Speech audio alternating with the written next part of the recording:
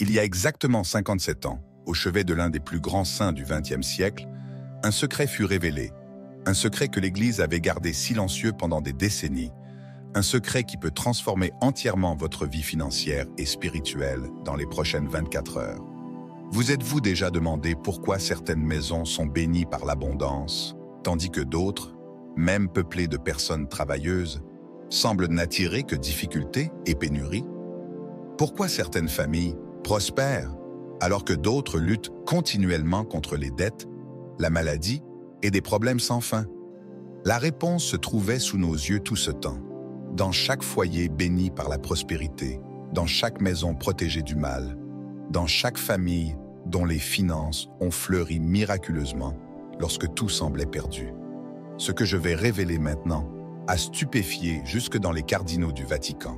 Des informations gardées secrètes et qui, maintenant, par une intervention divine, vous parviennent. Ce n'est pas un hasard si vous regardez cette vidéo précisément à cet instant. Padre Pio, le saint des stigmates, celui qui porta les plaies du Christ pendant 50 ans, laissa un dernier avertissement avant de quitter ce monde, un avis chuchoté à son confesseur dans les derniers moments de sa vie terrestre, lorsque le voile entre ce monde et le monde spirituel était le plus fin. N'enlevez jamais cet objet sacré de la table principale du foyer, dit-il avec son dernier souffle, car il est le canal de l'abondance divine et le bouclier contre les forces de la pénurie. Les familles qui suivirent ce conseil, sans même en comprendre pleinement la signification, furent témoins de transformations inexplicables. Ainsi, Donna Maria de Recife, sur le point de perdre sa maison au profit de la banque, découvrit ce secret et, en 14 jours seulement, une dette vieille de plusieurs années fut miraculeusement réglée. Ou encore, Seigneur Antonio de Minas Gerais, qui, après 20 ans de lutte financière, vit sa petite entreprise prospérer de manière inexplicable dès qu'il plaça cet humble objet sur sa table, exactement comme Padre Pio l'avait prescrit. Vous pensez peut-être avoir tout essayé. Prière, neuvaine, promesse. Peut-être avez-vous même cherché de l'aide là où votre foi la réprouve, poussé par le désespoir de voir votre famille souffrir du manque. Mais ce que je m'apprête à vous révéler n'est pas une promesse vide. C'est une connaissance sacrée, délibérément cachée à ceux qui en ont le plus besoin, un savoir toujours accessible aux puissants, mais refusé aux gens ordinaires comme vous. En cet instant même, des forces invisibles œuvrent contre votre prospérité. Tandis que vous regardez cette vidéo, se prennent des décisions dans des sphères spirituelles quant à votre sort financier. Et seuls ceux qui possèdent cet objet, correctement positionné dans leur maison, sont protégés de ces influences négatives. Le temps presse, les signes sont partout pour qui a des yeux pour voir. Instabilité économique, maladies imprévues, obstacles surgissant au moment même où vous sembliez avancer. Rien de tout cela n'est une coïncidence. Préparez-vous à une révélation qui bouleversera votre compréhension de la manière dont l'abondance spirituelle se manifeste matériellement. Ce que Padre Pio révéla dans ces derniers instants transformera votre vie à jamais. Avant de dévoiler ce secret qui a métamorphosé des milliers de foyers en temples de prospérité, j'ai besoin que vous accomplissiez quelque chose d'essentiel. Cliquez sur le bouton d'abonnement et activez la cloche pour recevoir les prochaines révélations spirituelles que peu ont le courage de partager. Cette chaîne a été choisie comme instrument pour diffuser un savoir gardé secret pendant des siècles, et votre soutien est crucial pour que ces vérités parviennent à ceux qui en ont besoin. Maintenant, tapez dans les commentaires le mot « bénédiction » afin que nous puissions identifier ceux qui sont vraiment prêts à recevoir cette grâce dans leur vie. Ce simple acte manifeste un engagement spirituel envers la prospérité sur le point d'entrer dans votre foyer. Et seuls ceux qui poseront ce geste de foi bénéficieront de la protection complète que je m'apprête à révéler. Faites-le dès maintenant, tandis que je poursuis ce message crucial qu'a laissé Padre Pio à notre génération. Francisco Forgione naquit en une famille humble de Pietrelcina, dans le sud de l'Italie, en 1887. Dès son plus jeune âge, il manifesta une connexion extraordinaire au monde spirituel. Ce que peu savent, c'est que sa famille, malgré l'extrême pauvreté de la région, ne manquait jamais du nécessaire. En une époque de grande pénurie, les Forgione disposaient toujours de l'indispensable pour vivre dignement. Le secret? Un simple objet que sa mère, Maria Giuseppa, gardait religieusement sur la table de la petite salle à manger familiale, objet transmis de génération en génération, toujours accompagné d'un avertissement. Ne le retire jamais de cet endroit, car il est le canal de la providence divine. Francesco grandit en observant le respect presque sacré de sa mère pour cet objet. Même dans les pires moments, lorsque la tentation de vendre des biens pour acheter de la nourriture était forte, l'objet demeurait intact, à sa place d'honneur. En rejoignant la vie religieuse et en devenant Padre Pio, il commença à saisir la véritable nature et le pouvoir extraordinaire de cet objet. Ce n'était pas l'objet en soi qui détenait le pouvoir, mais ce qu'il symbolisait, la connexion qu'il établissait avec les forces célestes gouvernant l'abondance matérielle et spirituelle dans notre monde. Pendant la Première Guerre mondiale, alors que la faim ravageait l'Italie et que d'autres communautés religieuses souffraient de la pénurie, les frères capucins de San Giovanni Rotondo n'éprouvèrent jamais de manque. Au centre de la table du réfectoire se trouvait toujours le même objet que Padre Pio avait ordonné de placer, suivant la tradition familiale. C'est le point focal de la générosité divine, expliquait-il aux autres frères, souvent sceptiques quant à l'importance qu'il conférait à ce simple objet. En 1919, un événement extraordinaire confirma pour toujours le pouvoir de cet objet. Après avoir reçu les stigmates, les plaies du Christ sur son propre corps, Padre Pio endura une période de souffrance physique et spirituelle intense, examiné avec suspicion par les autorités ecclésiastiques et tourmenté la nuit par des forces malignes. C'est alors qu'il confia le secret à sa confidente spirituelle, Cléonis Morcaldi. Quand les forces du mal attaqueront votre maison et votre prospérité, placez cet objet sur votre table et laissez-le là. Les portes du ciel s'ouvriront sur votre foyer. Cléonis, confronté à de graves difficultés financières après la perte de son père, suivit ce conseil et, en moins d'un mois, reçut 3 opportunités inattendues qui non seulement résolurent ses problèmes, mais établirent une prospérité durable pour sa famille. Ce schéma se répéta. Des gens désespérés affluaient vers Padre Pio, qui, parmi ses nombreux conseils spirituels, évoquait discrètement l'objet pour ceux dont l'inquiétude sincère pour le bien-être matériel de leur famille se lisait dans le cœur.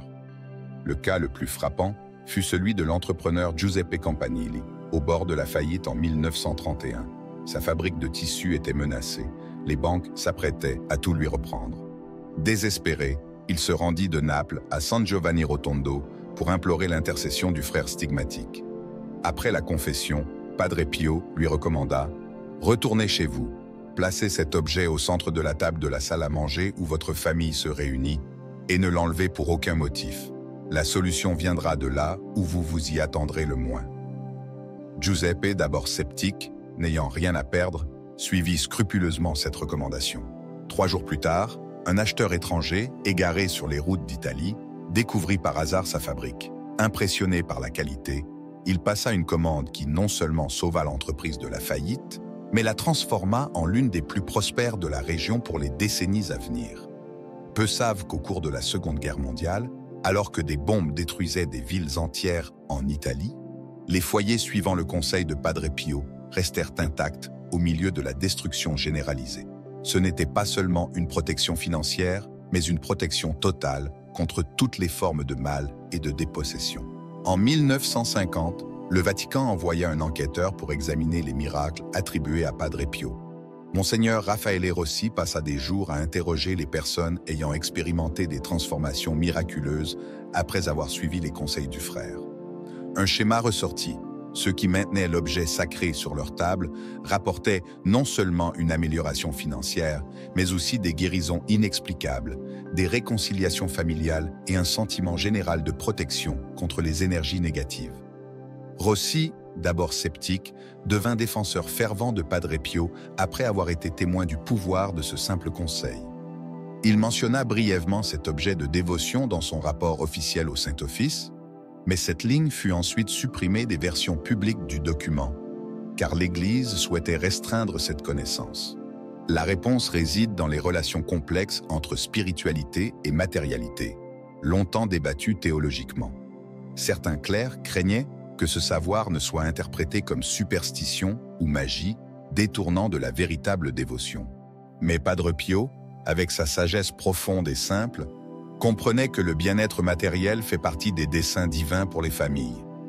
Dieu ne veut pas que ses enfants vivent dans la misère, disait-il, La pauvreté involontaire est une croix trop lourde à porter sans perdre la foi. Dans ces dernières années, alors que de grandes foules affluaient à San Giovanni Rotondo, Padre Pio devint plus sélectif quant à ceux à qui il partageait ce savoir. Il discernait spirituellement entre ceux vraiment dans le besoin et ceux mus par la seule cupidité. Aux ambitieux, il recommandait « prier le chapelet chaque jour sans mentionner l'objet sacré ». Mais pour les familles sincèrement soucieuses de leur avenir, surtout celles avec de jeunes enfants ou des personnes âgées, il révélait le secret complet. En 1962, 5 ans avant sa mort, un événement extraordinaire confirma définitivement le pouvoir de ce savoir. Une sévère crise économique frappa les Pouilles, où se trouve San Giovanni Rotondo. Entreprises fermaient quotidiennement, chômage grimpait et de nombreuses familles manquaient de quoi se nourrir. Pourtant, au cœur de ce désespoir, des foyers inexplicablement prospères furent découverts.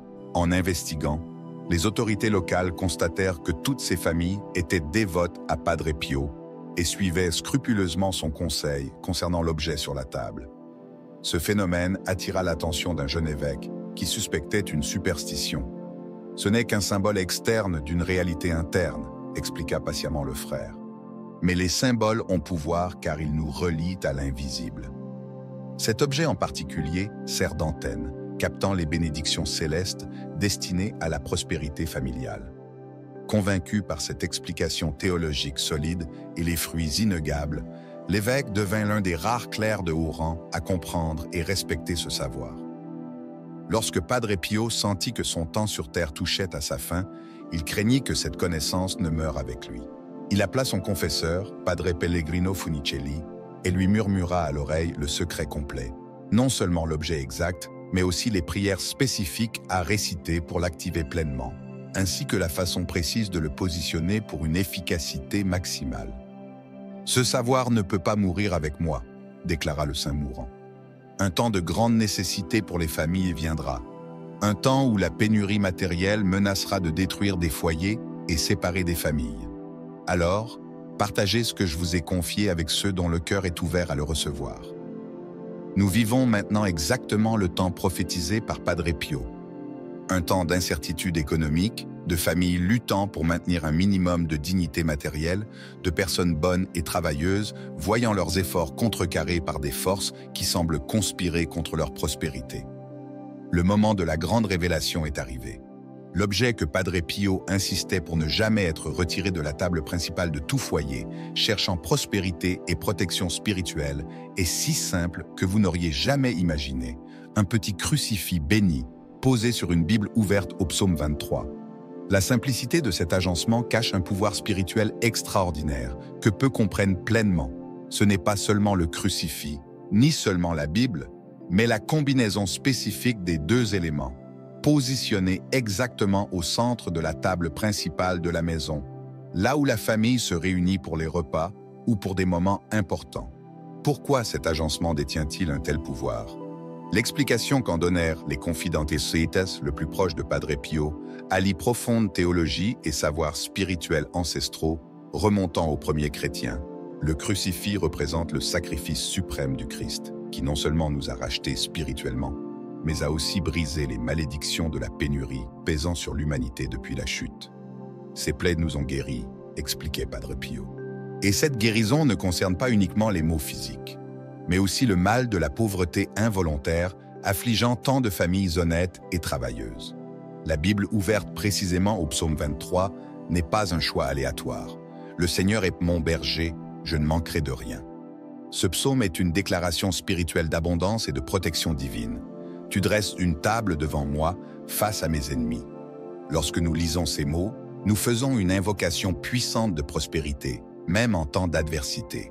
Poser le crucifix sur ces versets crée ce que Padre Pio appelait le croisement des canaux célestes, un point focal où les grâces spirituelles peuvent se matérialiser en bénédictions tangibles pour la famille. Ce qui rend ce savoir encore plus puissant, c'est la manière spécifique dont Padre Pio ordonnait d'activer cet agencement. Il ne suffisait pas de poser les objets sur la table, un rituel simple mais profondément signifiant, qu'il nommait la consécration de la table familiale, était nécessaire.